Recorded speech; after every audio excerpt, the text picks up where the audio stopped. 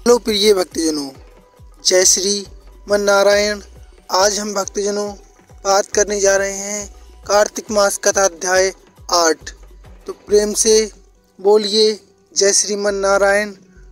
दोस्तों, वीडियो अच्छी लगे तो लाइक शेयर सब्सक्राइब जरूर करना और कथा का पूरा श्रवण करना, जिससे आपको मन जहाँ वरदान प्राप्त हो सके और आपके कष्टों का निवारण हो सके। तो आइए भक्तों शुरू करते हैं। जिसकी दया से सरस्वती बहाव रही उपजाए, कार्तिक मास की कथा 8 की हम कहें अरसाए। नारद जी बोले, अब मैं कार्तिक व्रत के उद्यापन का वर्णन करता हूँ, जो सब पापों का नाश करने वाला है। व्रत का पालन करने वाला मनुष्य कार्तिक शुक्ल चतुर्दशी को व्रत की पूर्ति और भगवान विष्णु के प्रति उद्यापन करे। तुलसी के ऊपर एक सुंदर मंडप बनाए, उसे केले के खम्भों से संयुक्त कर के नाना प्रकार की धातुओं से उसकी विचित्र शोभा बढ़ाए। मंडप के चारों ओर दीपक की श्रेणी सुंदर ढंग से सजा कर रखे। उस मंडप में सुंदर बंधनवारों से सुशोभित 4 दरवाजे बनावे और उन्हें भक्तों फूलों से तथा चवर से सुसज्जित करें। द्वारे पर पृथक पृथक मिट्टी के द्वारपाल बनाकर उनकी पूजा करें। उनके नाम इस प्रकार हैं: जय विजय, चंड प्रचंड, नंद सुनंद, कुमुद और कुमदाक्ष। उन्हें चारों दरवाजों पर 2-2 के क्रम में स्थापित कर भक्ति पूर्वक पूजन करें। तुलसी की जड़ के समीप 4 रंगों से सुशोभित सर्वतो भद्रमंडल बनावें और उसके ऊपर पूर्ण पत्र तथा पंचरत्न से संयुक्त कलश की स्थापना करें। कलश के ऊपर शंख चक्र गदाधारी भगवान विष्णु का पूजन करें। भक्ति पूर्वक उस तिथि में उपवास करें तथा रात्रि में गीत वाद कीर्तन आदि मंगलमय आयोजनों के साथ जागरण करें। जो भगवान विष्णु के लिए जागरण करते समय भगवान से सच्चे मन और भक्ति पूर्वक पदों का गान करता है, वह सैकड़ों पापों से और जन्मों से मुक्त हो जाता है। जो मनुष्य भगवान के नियमित जागरण करके रात्रि भर भगवान का कीर्तन करते हैं, उनको असंख्य गोदान का फल मिलता है।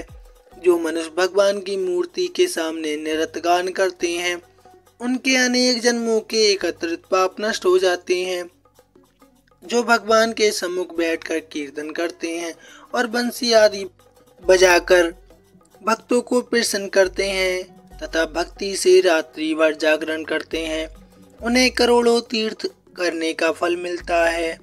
उसके बाद पूर्णमासी में एक सप्तनीक ब्राह्मण को निमंत्रित करें। प्रातःकाल स्नान और देव पूजन करके वेदी पर अग्नि की स्थापना करें और भगवान के प्रीति के लिए तिल और खीर की आहुति दें। होम की शेष विधि पूरी करके भक्ति पूर्वक ब्राह्मणों का भोजन करें और उन्हें यथाशक्ति दक्षिणा दें।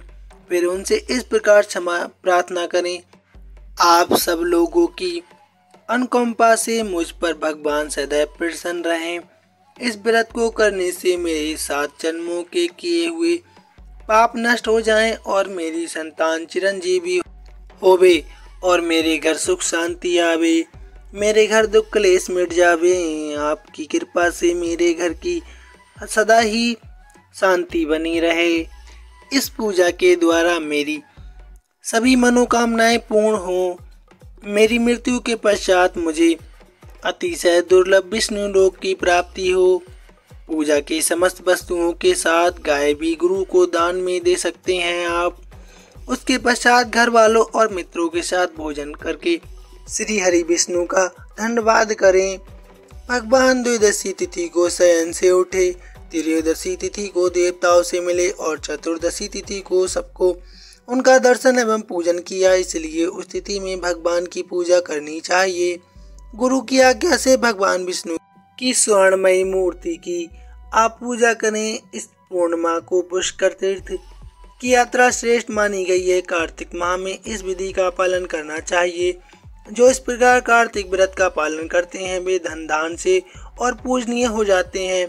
उन्हें उत्तम फल की प्राप्ति होती है। जो भगवान विष्णु की भक्ति में तत्पर हो और कार्तिक व्रत का पालन करते हो उनके शरीर में स्थित सभी पाप तत्काल नष्ट हो जाते हैं।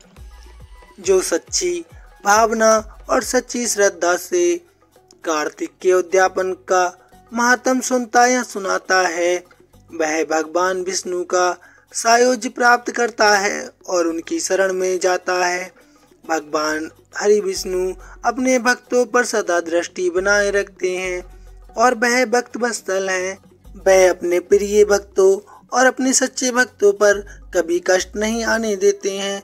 उन पर सदा ही दया दृष्टि बनाए रखते हैं। उनके सदा धन दान तिजोरियां भरी रहती हैं। भक्तों, सच्ची भावना, दया की भावना, दान की भावना आदि रखनी चाहिए। सदा ही आपका मंगलमय हो। धन्यवाद।